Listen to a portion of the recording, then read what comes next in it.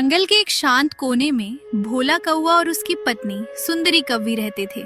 उनके पास एक छोटा सा खेत था, लेकिन कई सालों से वो खेत बिल्कुल बंजर हो चुका था। एक दिन सुंदरी कौवी ने कहा, भोला जी, ये खेत अब हमारे काम का नहीं रहा, इसमें तो कुछ भी नहीं उगेगा। भोला कौवा सोच में पड़ गया। हाँ सुंदरी, सही कह रही हो। क्यों ना इस खेत को किसी और को दे दे।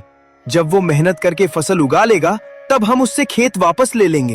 हाँ, और क्यों ना ये खेत रूपा चिड़िया को दे दे, वो बहुत मेहनती है। दोनों उसी समय उड़कर रूपा चिड़िया के घर पहुँचे। भोला बोला, रूपा बहन, तुम्हें खेती करनी आती है? हमारा खेत पर काम कर लो। फसल उग जाए तो हम आधी आधी बांट लेंगे। रूपा मुस्कुराई और बोली, अगर आप लोग भरोसा कर रहे हैं तो मैं कोशिश जरूर करूंगी। मेहनत कभी बेकार नहीं जाती। रूपा अगले ही दिन खेत देखने गई। खेत को देखकर उसका दिल बैठ गया। मिट्टी सूखी, पेड़ पौधे नहीं, हर तरफ सिर्फ धूल। उसी समय खेत के पास खड़ा पुराना सूखा पेड़ धीमी धीमी आवाज में बोला, डरो मत रूपा, ये जमीन पहले बहुत उपजाऊ थी। तुम मेहनत करोगी तो ये फिर से जीवित हो जाएगी। रूपा चौंक गई। अरे, तुम बोल सकते हो? हाँ, जो पेड़ बहुत पुराने हो जाते हैं उन्हें जंगल की हवा बोलना सिखा देती है। तुम चिंता मत करो, मैं इस खेत को फिर से हरा भरा कर दूंगी। अगले ही दिन से उसने काम शुरू कर दिया। सुबह सुबह वो हल चलाती, दोपहर में मिट्टी पलटती और शाम को बीज चुनती।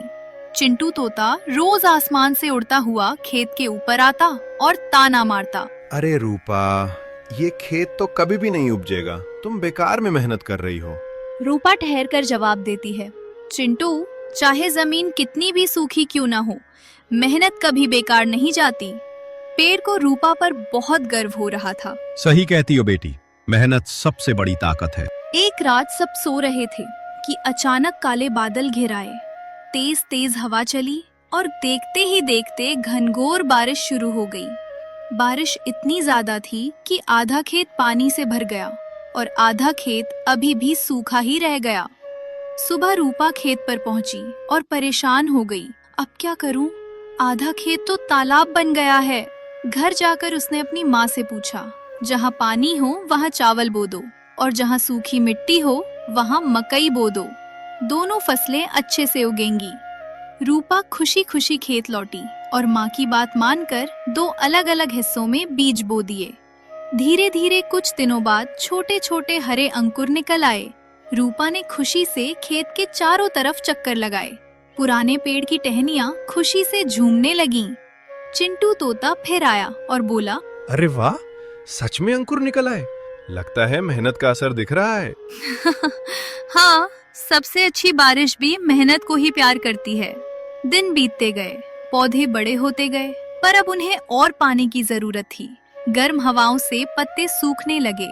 रूपा घबराकर पेड़ के पास गई। पेड़ दादा, अब क्या करूं? फसल सूख जाएगी। बादलों से मदद मांगो। अगर मन साफ हो और मेहनत सच्ची हो तो बादल भी मना नहीं करेंगे। रूपा तुरंत आकाश की ओर उड़ गई। ऊंचाई इतनी ज्यादा थी कि छोटे पंख कांपने लगे, पर वो रुकी नहीं। आखिरकार वो बादलों के पास पहुंची। रूपा ने विनम्र होकर कहा, मेरी फसल सूख रही है, कृपया थोड़ी बारिश कर दो। मैं रोज मेहनत करती हूँ, बस थोड़ी सहायता चाहिए। रूपा, तुम्हारी मेहनत देखकर हमें भी अच्छा लगा। आज रात हम तुम्हारे खेत पर बरसेंगे। रूपा खुशी से नीचे आई और पेड़ को सारी बात बता दी। रात होते ही बादल अपना वादा निभाते हुए खूब बरसे। पूरी रात खेत पानी से भर गया, पर इस बार पानी फसल के लिए वरदान था। पौधे फिर से चमकने लगे। 10 दिन बाद चावल और मकई दोनों की फसल तैयार हो गई। रूपा ने खेत को देखकर कहा, वाह, कितना सुंदर खेत है। अब रूपा ने भोला कौवा और सुंदरी कौवी को बुलाया। वे दोनों आए, लेकिन फसल देखकर उनकी आंखें लालच से चमकने लगीं। भोला कौवा बोला, कौन सी आधी फसल? खेत तो हमारा है, इसलिए पूरी फसल भी हमारी। रूपा हैरान रह गई, लेकिन हमने तो आधी आधी पर सहमति की थी। भोला कौवा चिल्लाया, चुप, हमें कुछ नहीं सुनना, निकलो यहाँ से। सुंदरी ने भी रूपा को भगाने की कोशिश की। रूपा की आंखों से आंसू बहने लगे। मैंने इतनी मेहनत की और अब आप लोग मेरा हक छीन रहे हैं। जंगल के एक शांत कोने में भोला कौवा और उसकी पत्नी सुंदरी कौवी रहते थे। उनके पास एक छोटा सा खेत था, लेकिन कई सालों से वो खेत बिल्कुल बंजर हो चुका था। एक दिन सुंदरी कौवी ने कहा, भोला जी, ये खेत अब हमारे काम का नहीं रहा, इसमें तो कुछ भी नहीं उगेगा। भोला कौवा सोच में